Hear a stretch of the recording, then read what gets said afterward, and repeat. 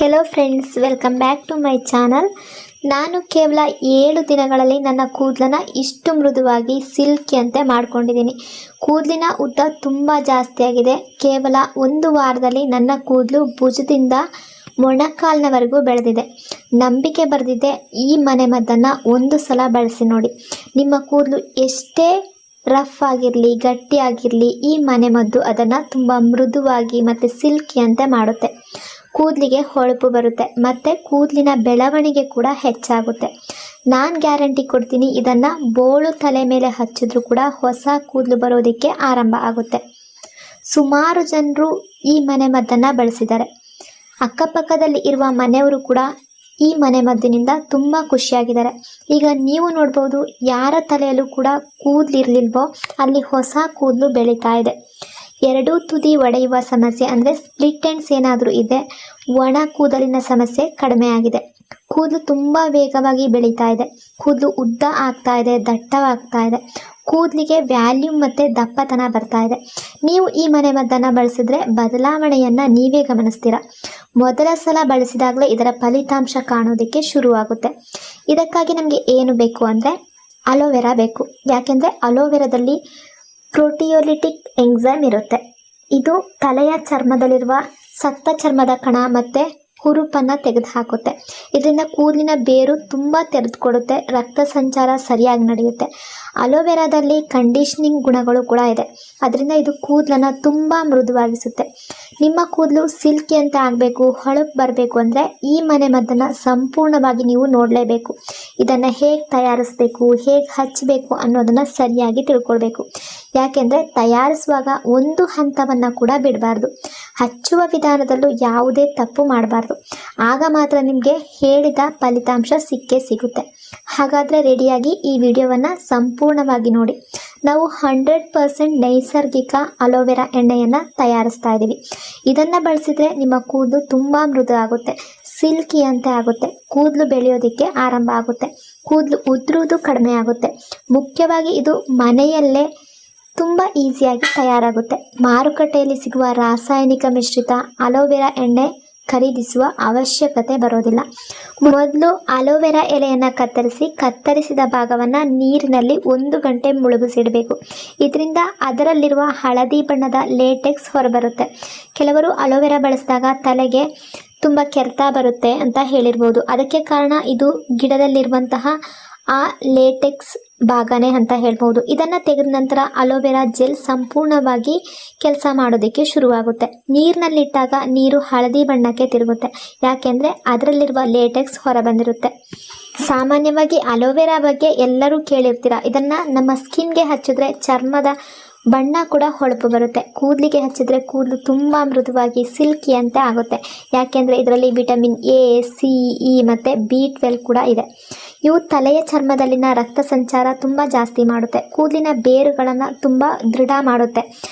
Aloe vera ಜೆಲ್ನಲ್ಲಿ ಇರುವ ಎಂಜೈಮ್ಗಳು ಮತ್ತು ಖನಿಜಾಂಶಗಳು ಕೂದಲಿನ ಬೇರುಗಳನ್ನು ತುಂಬ ಜಾಸ್ತಿ ಬೆಳೆಯೋದಕ್ಕೆ ಉತ್ತೇಜನ ಕೊಡುತ್ತೆ. ಇದರಿಂದ ಕೂದಲು ವೇಗವಾಗಿ ಬೆಳೆಯೋದಕ್ಕೆ ಸಹಾಯ ಆಗುತ್ತೆ. ತಲೆಯ ಚರ್ಮದ pH ಸಮತೋಲನ ಕಾಪಾಡುತ್ತೆ. ಇದರಿಂದ ಕೂದಲಿನ ಬೇರುಗಳು ಆರೋಗ್ಯಕರವಾಗಿರುತ್ತೆ ಮತ್ತು ಹೊಸ ಕೂದಲು ಬೆಳೆಯೋದಕ್ಕೆ ಆರಂಭ ಆಗುತ್ತೆ. ಹಾಗಾಗಿ ತಲೆ ಮೇಲೆ ಕೂದಲು ಇಲ್ಲದ ಜಾಗದಲ್ಲಿ ಕೂಡ ಹೊಸ ಕೂದಲು ಬರೋದಕ್ಕೆ ಶುರುವಾಗುತ್ತೆ.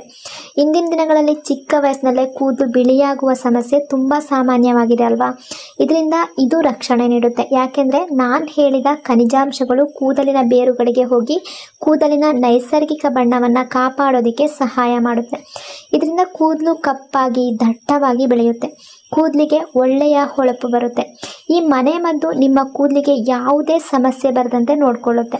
ನಿಮ್ಮ ತಲೆಯ ಚರ್ಮ ದುರ್ಬಲವಾಗಿದ್ದರೆ, ಕೂದಲಿನ ಬೇರುಗಳು ಸಡಿಲವಾಗಿ ಕೂದಲು ಉದುರೋದಕ್ಕೆ ಆರಂಭವಾಗಿದ್ದರೆ, ಕೂದಲು ಮಧ್ಯದಲ್ಲೇ ಕಟ್ ಆಗ್ತಾ ಇದ್ದರೆ ಅಥವಾ ಕೂದಲು ಸ್ಪ್ಲಿಟ್ ಎಂಡ್ಸ್ ಏನಾದರೂ ಆಗಿದ್ದರೆ ಈ ಸಮಸ್ಯೆಗಳನ್ನು ಸರಿಪಡಿಸೋದಕ್ಕೆ ಸಹಾಯ ಮಾಡುತ್ತೆ ಈ ಅಲೋವೆರಾ.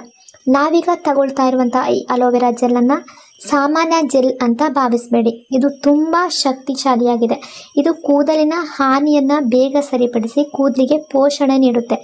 ಇದರಿಂದ ಕೂದಲು ಮೃದುವಾಗುತ್ತೆ, ದಪ್ಪ ಆಗುತ್ತೆ. ಕೂದಲಿನ ಬೇರುಗಳು ಗಟ್ಟಿಯಾಗಿದ್ದಾಗ, ಸ್ವಚ್ಛ ಆಗಿದ್ದಾಗ ಮತ್ತು ತಲೆಯ ಚರ್ಮದಲ್ಲಿ ರಕ್ತ ಸಂಚಾರ ಚೆನ್ನಾಗಿ ನಡೆದಾಗ ಮಾತ್ರ ಕೂದಲಿನ ಬೆಳವಣಿಗೆ ಸರಿಯಾಗಿ ನಡೆಯುತ್ತೆ. ಹಾಗಾಗಿ ಈ ವಿಧಾನವನ್ನು ಸರಿಯಾಗಿ ಅನುಸರಿಸಿದರೆ ಮಾತ್ರ ಸುಮಾರು 7 ದಿನಗಳಲ್ಲಿ ಇದರ ಪರಿಣಾಮವನ್ನು ನೀವು ಕಾಣ್ಬೋದು. ಇಲ್ಲಿ ನಾವು ಅಲೋವೆರಾ ಎಲೆಯ ಬದಿಗಳ ಸಿಪ್ಪೆಗಳನ್ನು ತೆಗೆದು ಒಳಗಿನ ಜೆಲ್ಲನ್ನು ಹೊರತೆಗಿತಾ ಇದ್ದೀವಿ. ಜೆಲ್ ತಗೊಳ್ಳುವ ಈ ವಿಧಾನ ಸ್ವಲ್ಪ ಸಮಯ ತಗೊಳ್ಬೇಕಾಗುತ್ತೆ. ಯಾಕೆಂದರೆ ಇದು ತುಂಬ ಜಾರುವ ರೀತಿ ಇರೋದ್ರಿಂದ ನಾವು ಸಿಪ್ಪೆನ ಬಳಸದೇ ಇರೋದ್ರಿಂದ ಕೇವಲ ಜೆಲ್ ಮಾತ್ರ ಬಳಸ್ತಾ ಇರೋದಕ್ಕೆ ಕಾರಣ.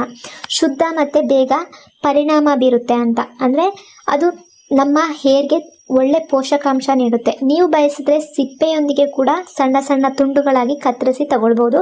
ಆದರೆ ನಾನು ಇಲ್ಲಿ ಕೇವಲ ಜೆಲ್ ಮಾತ್ರ ಬಳಸ್ತಾ ಇದ್ದೀನಿ. ಯಾಕೆಂದರೆ ಇದು ಬೇಗ ನಮ್ಮ ಹೇರ್ಗೆ ಪರಿಣಾಮ ನೀಡುತ್ತೆ. ಇದು ಕೂದಲಿನ ಪೋಷಣೆ ನೀಡುತ್ತೆ. ಕೂದಲು ಕಟ್ಟಾಗೋದನ್ನು ಮತ್ತು ಉದುರೋದನ್ನು ಕಡಿಮೆ ಮಾಡುತ್ತೆ. ಇದರಲ್ಲಿ ಶಿಲೀಂಧ್ರನಾಶಕ ಮತ್ತು ಬ್ಯಾಕ್ಟೀರಿಯಾ ವಿರೋಧಿ ಗುಣಗಳು ತಲೆಯ ಸೋಂಕು ಮತ್ತು ತಲೆಯಲ್ಲಿ ಹೊಟ್ಟು ಆಗೋದನ್ನು ಕೂಡ ಕಡಿಮೆ ಮಾಡಿ ಕೂದಲು ಉದುರೋದನ್ನು ಕಡಿಮೆ ಮಾಡೋದಕ್ಕೆ ಸಹಾಯ ಮಾಡುತ್ತೆ. ನಿಮಗೆ ನಂಬಿಕೆ ಇಲ್ಲದಿದ್ದರೆ ಅಲೋವೆರಾ ಜೆಲ್ ಕೂದಲಿಗೆ ಎಷ್ಟು ಉಪಯುಕ್ತ ಅನ್ನೋದನ್ನು ಇಂಟರ್ನೆಟ್ನಲ್ಲಿ ಹುಡುಕಿ ನೋಡ್ಬೋದು. ಈಗ ನಾವು ಜೆಲ್ಲನ್ನು ಸಣ್ಣ ತುಂಡುಗಳಾಗಿ ಕತ್ತರಿಸಿ ಜಾರಿಗೆ ಹಾಕ್ತಾ ಇದ್ದೀವಿ. ಈ ಜಾರನ್ನು ಮೊದಲು ಚೆನ್ನಾಗಿ ತೊಳೆದು ವಾಶ್ ಮಾಡಿಕೊಂಡು ಸ್ವಚ್ಛಗೊಳಿಸಿರಬೇಕು. ನಂತರ ಇದನ್ನು ಮಿಕ್ಸಿಯಲ್ಲಿ ತಗೊಳ್ತಾ ಇದ್ದೀವಿ. ರುಬ್ಬಿದ ನಂತರ ಇದು ನೊರೆಯಾಗಿ ಜೆಲ್ ಪ್ರಮಾಣ ಸಂಪೂರ್ಣ ದ್ರವದ ರೂಪಕ್ಕೆ ಬಂದಿರುತ್ತೆ. ಒಂದು ನೀರಿನ ಕನ್ಸಿಸ್ಟೆನ್ಸಿಗೆ ಬಂದಿರುತ್ತೆ. ನಿಮ್ಮಲ್ಲಿ ತುಂಬ ಜನರಿಗೆ ಈಗಾಗಲೇ ಅಲೋವೆರಾ ಜೆಲ್ ನಮ್ಮ ಚರ್ಮಕ್ಕೆ, ಕೂದಲಿಗೆ ಎಷ್ಟು ಒಳ್ಳೆಯದು ಅಂತ ಗೊತ್ತಿರಬಹುದು. ಇದು ನಮ್ಮ ದೇಹದ ಒಟ್ಟಾರೆ ಆರೋಗ್ಯಕ್ಕೂ ತುಂಬ ಉಪಯುಕ್ತ. ಅಲೋವೆರಾ ರಸವನ್ನು ಕುಡಿಯೋದ್ರಿಂದ ದೇಹದಲ್ಲಿರುವ ಅನಗತ್ಯ ವಿಷಕಾರಿ ಅಂಶಗಳನ್ನು ಹೊರ ಹಾಕೋದಕ್ಕೆ ಸಹಾಯ ಆಗುತ್ತೆ. ಇದರಲ್ಲಿ ವಿಟಮಿನ್ ಎ, ಸಿ, ಇ ಮತ್ತು B12 ಕೂದಲಿನ ದಪ್ಪ ಮತ್ತು ಮೃದು ಮಾಡೋದಕ್ಕೆ ಸಹಾಯ ಮಾಡುತ್ತೆ. ಈಗ ಈ ಎಣ್ಣೆಯನ್ನು ತಯಾರಿಸೋದಕ್ಕೆ ದಪ್ಪ ತಳ ಇರುವ ಸ್ಟೀಲ್ ಪಾತ್ರೆ ಬೇಕಾಗುತ್ತೆ. ಇದರಲ್ಲಿ ನಾವು 20 ಮಿಲಿಯಷ್ಟು ತೆಂಗಿನ ಎಣ್ಣೆ, ಶುದ್ಧವಾದ ತೆಂಗಿನ ಎಣ್ಣೆಯನ್ನು ಹಾಕ್ತಾ ಇದ್ದೀವಿ. ನಾವು ರೆಡಿ ಮಾಡ್ತಾ ಇರುವ ಈ ಅಲೋವೆರಾ ಎಣ್ಣೆಯನ್ನು ಸರಿಯಾಗಿ ಇಟ್ಟುಕೊಂಡ್ರೆ 2 ರಿಂದ 4 ತಿಂಗಳವರೆಗೆ ಬಳಸ್ಬೋದು. ತೆಂಗಿನ ಎಣ್ಣೆ ಕೂದಲು ಮತ್ತು ಚರ್ಮಕ್ಕೆ ತುಂಬ ಉಪಯುಕ್ತ ಅಲ್ವಾ? ನಾವು ಸುಮಾರು 50 ಮಿಲಿ ಅಲೋವೆರಾ ಜೆಲ್ ಇಲ್ಲಿ ತಗೊಂಡಿದ್ದೀವಿ. ಅದಕ್ಕೆ 20 ಮಿಲಿ ತೆಂಗಿನ ಎಣ್ಣೆ ಬಳಸಿದ್ದೀವಿ. ಈಗ ಪಾತ್ರೆಯನ್ನು ನಿಧಾನವಾದ ಉರಿಯಲ್ಲಿ ಇಡಬೇಕು. ಎಣ್ಣೆ ಸ್ವಲ್ಪ ಬಿಸಿಯಾದ ತಕ್ಷಣ ಅಲೋವೆರಾ ಜೆಲ್ಲನ್ನು ಅದಕ್ಕೆ ಸೇರಿಸಬೇಕು. ಎಣ್ಣೆಯಿಂದ ಹೆಚ್ಚು ಹೊಗೆ ಬರಬಾರ್ದು. ಸ್ವಲ್ಪ ಬಿಸಿ ಆದ ತಕ್ಷಣ ಜೆಲ್ಲನ್ನು ಸೇರಿಸಬೇಕಾಗುತ್ತೆ. ನಂತರ ಇದನ್ನು ನಿರಂತರವಾಗಿ ಕಲಕ್ತಾ ಇರಬೇಕು. ಹೀಗೆ ಮಾಡಿದ್ರೆ ಅಲೋವೆರಾ ಜೆಲ್ ಮತ್ತು ಎಣ್ಣೆ ಚೆನ್ನಾಗಿ ಒಂದಕ್ಕೊಂದು ಬೆರೀತಾ ಇರುತ್ತೆ. ಸರಿಯಾಗಿ ಕಲಕಿದ್ರೆ ಪಾತ್ರೆಯ ತಳಕ್ಕೆ ಅಂಟ್ಕೊಳ್ಳೋದಿಲ್ಲ ಮತ್ತು ಎಣ್ಣೆ ಕೂಡ ಚೆನ್ನಾಗಿ ತಯಾರಾಗುತ್ತೆ. ಈ ಮಿಶ್ರಣ ನಿಧಾನವಾಗಿ ದಪ್ಪವಾದ ಜೆಲ್ನಂತಾಗುತ್ತೆ. ಇದರ ಗುಣಮಟ್ಟ ತುಂಬ ಚೆನ್ನಾಗಿರುತ್ತೆ. ಈ ಎಣ್ಣೆ ಕೂದಲಿನ ಹಲವಾರು ಸಮಸ್ಯೆಗಳಿಗೆ ಸಹಾಯ ಮಾಡುತ್ತೆ. ಅಲೋವೆರಾ ಗಿಡ ನಮ್ಮ ಸುತ್ತಮುತ್ತ ಸುಲಭವಾಗಿ ಬೆಳೆಯುತ್ತೆ ಅಲ್ವಾ? ನೀವು ಕೂಡ ಒಂದು ಗಿಡವನ್ನು ಮನೆಯಲ್ಲಿ ನೆಟ್ಟರೆ ಅದರ ಎಲೆಗಳನ್ನು ಕತ್ತರಿಸಿ ನಾವು ಇನ್ನೂ ಬೇರೆ ಬೇರೆ ಪಾಟ್ಗಳಲ್ಲಿ ನೆಡ್ಬೋದು. ಅಷ್ಟರಲ್ಲಿ ಹಲವಾರು ಗಿಡಗಳು ಕೂಡ ಬೆಳೀತಾ ಹೋಗುತ್ತೆ. ಈ ಗಿಡಕ್ಕೆ ಹೆಚ್ಚು ಆರೈಕೆ ಕೂಡ ಬೇಕಾಗೋದಿಲ್ಲ. ಸ್ವಲ್ಪ ನೀರು ಹಾಕಿ ಬಿಸಿಲಿನಲ್ಲಿ ಇಟ್ಟರೆ ಸಾಕು, ಇದು ಚೆನ್ನಾಗಿ ಬೆಳೆಯುತ್ತೆ. ಹಾಗಾಗಿ ಎಲ್ಲರೂ ಮನೆಯಲ್ಲಿ ಅಲೋವೆರಾ ಗಿಡ ಬೆಳೆಸ್ಕೊಳ್ಳಿ. ಈಗ ನಾವು ಈ ರೆಡಿಯಾಗಿರುವ ಎಣ್ಣೆಯನ್ನು ಸೋಸ್ತಾ ಇದ್ದೀವಿ. ಇದರಲ್ಲಿ ಉಳಿದಿರುವ ಸಿಪ್ಪೆ ಮತ್ತು ಗಟ್ಟಿಯಾದ ಭಾಗಗಳನ್ನು ಬೇರ್ಪಡಿಸ್ಬೇಕಲ್ವಾ? ಚಮಚದ ಸಹಾಯದಿಂದ ಇದನ್ನು ಒತ್ತಿ ಸೋಸ್ಕೊಂಡ್ರೆ ಜೆಲ್ ಕೆಳಗೆ ಹೋಗುತ್ತೆ ಮತ್ತು ಉಳಿದ ತುಂಡುಗಳ ಮೇಲೆ ಉಳಿಯುತ್ತೆ. ನಾನು ಎಣ್ಣೆಯನ್ನು ಸ್ವಲ್ಪವೂ ಸಿಪ್ಪೆ ಉಳಿಬಾರ್ದು ಅಂತ ನಾನು ಬಯಸ್ತಾ ಇದ್ದೀನಿ. ಯಾಕೆಂದರೆ ನೀವು ಬೇಕಾದರೆ ಎಣ್ಣೆಯನ್ನು ಸೋಸದೆ ಹಾಗೆ ಕೂಡ ಬಳಸಬಹುದು. ನೀವು ಇದಕ್ಕೆ ಬೇಕು ಅಂದರೆ ವಿಟಮಿನ್ ಇ ಕ್ಯಾಪ್ಸೂಲ್ಗಳನ್ನು ಕೂಡ ಸೇರಿಸ್ಬೋದು. ಹೀಗೆ ಮಾಡಿದ್ರೆ ಇದು ಇನ್ನೂ ಕೂಡ ತುಂಬ ಸ್ಟ್ರಾಂಗ್ ಆಗಿರುತ್ತೆ. ಈ ಅಲೋವೆರಾ ಎಣ್ಣೆಗೆ ಒಳ್ಳೆಯ ಸುವಾಸನೆ ಬರಬೇಕು ಅಂದರೆ ನಿಮ್ಮಲ್ಲಿ ಮಲ್ಲಿಗೆ ಹೂವು ಅಥವಾ ಗುಲಾಬಿ ಹೂವನ್ನು ಕೂಡ ಬಳಸ್ಬೋದು. ಆ ಹೂಗಳನ್ನು ಇದೇ ಎಣ್ಣೆಯಲ್ಲಿ ಬಿಸಿ ಮಾಡಿದ್ರೆ ಅದರ ಪರಿಮಳ ಎಣ್ಣೆಗೆ ಸೇರಿಕೊಳ್ಳುತ್ತೆ. ಆದರೆ ನನಗೆ ಯಾವುದು ಹೆಚ್ಚುವರಿ ಸುವಾಸನೆ ಇಲ್ಲದ ಎಣ್ಣೆ ಬಳಸೋದು ಹೆಚ್ಚು ಇಷ್ಟ. ಹಾಗಾಗಿ ನಾನು ಯಾವುದೇ ಹೂವನ್ನು ಇದಕ್ಕೆ ಸೇರಿಸ್ತಾ ಇಲ್ಲ. ಈಗ ಈ ಎಣ್ಣೆಯನ್ನು ಹೇಗೆ ಸ್ಟೋರ್ ಮಾಡಬೇಕು ಅಂತ ತಿಳ್ಕೊಳ್ಳೋಣ. ಮೊದಲು ಇದನ್ನು ಗಾಜಿನ ಬಾಟಲಿ ಅಥವಾ ಗಾಜಿನ ಜಾರ್ನಲ್ಲಿ ಇಟ್ಕೊಳ್ಬೇಕು. ಅದರ ಮುಚ್ಚಳ ಗಾಳಿ ಒಳಗೆ ಹೋಗದಂತೆ ಬಿಗಿಯಾಗಿ ಮುಚ್ತಾ ಇರಬೇಕು. ಅಂತಹ ಮುಚ್ಚಳ ಇಲ್ದಿದ್ರೆ ಮೊದಲು ಪ್ಲಾಸ್ಟಿಕ್ ಕವರ್ ಹಾಕಿ ನಂತರ ಮುಚ್ಚಳ ಹಾಕ್ಬೋದು. ಇದರಿಂದ ಗಾಳಿ ಒಳಗಡೆ ಹೋಗೋದಿಲ್ಲ. ಈಗ ಈ ಎಣ್ಣೆಯನ್ನು ಗಾಜಿನ ಜಾರ್ನಲ್ಲಿ ತುಂಬಿಡಬೇಕು. ಇದನ್ನು ಫ್ರಿಜ್ನಲ್ಲಿ ಇಟ್ಟರೆ ಸುಮಾರು 4ರಿಂದ 5 ತಿಂಗಳವರೆಗೆ ಬಳಸ್ಬೋದು. ನಿಮ್ಮ ಮನೆಯಲ್ಲಿ ಫ್ರಿಜ್ ಇಲ್ಲದೆ ಇದ್ರೂ ಕೂಡ ಹೊರಗಿನ ತಾಪಮಾನದಲ್ಲಿ ಸುಮಾರು 15ರಿಂದ 20 ದಿನಗಳವರೆಗೆ ಇಟ್ಕೊಳ್ಬೋದು. ಯಾಕೆಂದರೆ ನಾನು ಇದರಲ್ಲಿ ಯಾವುದೇ ಪ್ರಿಸರ್ವೇಟಿವ್ ಬಳಸಿಲ್ಲ. ಮಾರುಕಟ್ಟೆಯಲ್ಲಿ ಸಿಗುವ ತುಂಬ ಉತ್ಪನ್ನಗಳಲ್ಲಿ ಪ್ರಿಸರ್ವೇಟಿವ್ ಎಂಬ ರಾಸಾಯನಿಕವನ್ನು ಬಳಸ್ತಾರೆ. ಅದು ವಸ್ತು ಬೇಗ ಕೆಡುವುದನ್ನು ತಡೆಯುತ್ತೆ. ಆದರೆ ನಾನು ಅಂತಹ ರಾಸಾಯನಿಕವನ್ನು ನನ್ನ ಕೂದಲಿಗೆ ಬಳಸೋದಕ್ಕೆ ಇಷ್ಟಪಡೋದಿಲ್ಲ. ಅದಕ್ಕಾಗಿ ಇದರಲ್ಲಿ ಪ್ರಿಸರ್ವೇಟಿವನ್ನು ಸೇರಿಸಿಲ್ಲ. ಹಾಗಾಗಿ ಸಾಧ್ಯವಾದರೆ ಫ್ರಿಜ್ನಲ್ಲಿ ಇಟ್ಕೊಳ್ಳೋದು ಉತ್ತಮ. ಈಗ ನಾವು ಇದಕ್ಕೆ 5ರಿಂದ 8 ಲವಂಗಗಳನ್ನು ಸೇರಿಸ್ತಾ ಇದ್ದೀವಿ. ಹೂವಿನಂತೆ ಇರುವ ಈ ಲವಂಗವನ್ನು ಬಳಸಿದ್ರೆ ಈ ಲವಂಗಗಳು ಎಣ್ಣೆಯಲ್ಲಿ ನೆನೆದ ನಂತರ ಕೂದಲಿನ ಬೆಳವಣಿಗೆಯನ್ನು ಉತ್ತೇಜನ ಮಾಡೋದಕ್ಕೆ ಸಹಾಯ ಮಾಡುತ್ತೆ. ಈ ಎರಡೂ ಪದಾರ್ಥಗಳು ಸೇರಿ ಕೂದಲಿನ ಆರೈಕೆಗೆ ಸಹಾಯ ಮಾಡುತ್ತೆ. ಕೂದಲಿಗೆ ಸಂಬಂಧಿಸಿದ ಅನೇಕ ಸಮಸ್ಯೆಗಳನ್ನು ಕಡಿಮೆ ಮಾಡೋದಕ್ಕೆ ಉಪಯುಕ್ತ ಆಗುತ್ತೆ. ಈ ಎಣ್ಣೆಯನ್ನು ಬಳಸಿದ ನಂತರ ಮಾರುಕಟ್ಟೆಯ ಎಣ್ಣೆಯ ಅಗತ್ಯವೇ ಇರೋದಿಲ್ಲ ಅಂತ ತುಂಬ ಜನರು ಹೇಳ್ತಾ ಇದ್ದಾರೆ. ಅಂದರೆ ಅಕ್ಕಪಕ್ಕದಲ್ಲಿ ಬಳಸಿದ ಮನೆಯವರು ಕೂಡ ಹೇಳ್ತಾ ಇದ್ದಾರೆ. ಹೀಗೆ ನಮ್ಮ ಅಲೋವೆರಾ ಎಣ್ಣೆ ಇಲ್ಲಿ ತಯಾರಾಗಿದೆ. ಇದು ಮನೆಯಲ್ಲೇ ಕಡಿಮೆ ಖರ್ಚಿನಲ್ಲಿ ತಯಾರಿಸಬಹುದಾದ ಎಣ್ಣೆ. ಈಗ ಇದನ್ನು ಹೇಗೆ ಬಳಸಬೇಕು ಅಂತ ನೋಡೋಣ. ಈ ಎಣ್ಣೆಯನ್ನು ಮುಖದ ಮಸಾಜ್ಗೂ ಕೂಡ ಬಳಸ್ಬೋದು. 2ರಿಂದ 3 ನಿಮಿಷ ಮೃದುವಾಗಿ ಮಸಾಜ್ ಮಾಡಿ ನಂತರ ಮುಖವನ್ನು ಒಳ್ಳೆಯ ಫೇಸ್ ವಾಶ್ನಿಂದ ತೊಳಿಬೋದು. ಇದರಿಂದ ಮುಖಕ್ಕೆ ಮೃದುತ್ವ ಮತ್ತು ಹೊಳಪು ಅನ್ನೋದು ಬರುತ್ತೆ. ಸ್ಕಿನ್ ಶೈನಿ ಆಗುತ್ತೆ. ಚಳಿಗಾಲದಲ್ಲಿ ಇದನ್ನು ಕೈಕಾಲು ಮತ್ತು ಮುಖಕ್ಕೆ ಹಚ್ಚಿದ್ರೆ ಚರ್ಮ ಒಣಗೋದು, ಬಿರುಕು ಬೀಳೋದನ್ನು ಕಡಿಮೆ ಮಾಡ್ಬೋದು. ಕೂದಲಿಗೆ ಬಳಸೋ ವಿಧಾನ ಯಾವ ರೀತಿ ಅಂದರೆ ತುಂಬ ಸರಳ. ಸಾಮಾನ್ಯ ಎಣ್ಣೆ ಯಾವ ರೀತಿ ಹಚ್ತೀವೋ ಇದನ್ನು ಅದೇ ರೀತಿಯಲ್ಲಿ ತಲೆಯ ಚರ್ಮಕ್ಕೆ ಚೆನ್ನಾಗಿ ಹಚ್ಚಬೇಕು. ಕೂದಲಿನ ಬೇರುಗಳವರೆಗೆ ಎಣ್ಣೆ ತಲುಪೋ ರೀತಿ ಮಸಾಜ್ ಮಾಡಬೇಕು.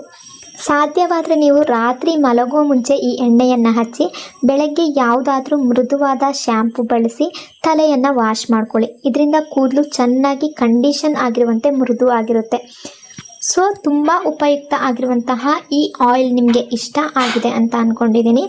ಇಷ್ಟ ಆಗಿದರೆ ವಿಡಿಯೋನ ಲೈಕ್ ಮತ್ತು ಶೇರ್ ಮಾಡೋದ್ರ ಜೊತೆಗೆ ಚಾನಲ್ನ ಸಬ್ಸ್ಕ್ರೈಬ್ ಮಾಡೋದಕ್ಕೆ ಮರಿಬೇಡಿ. Thank you so much.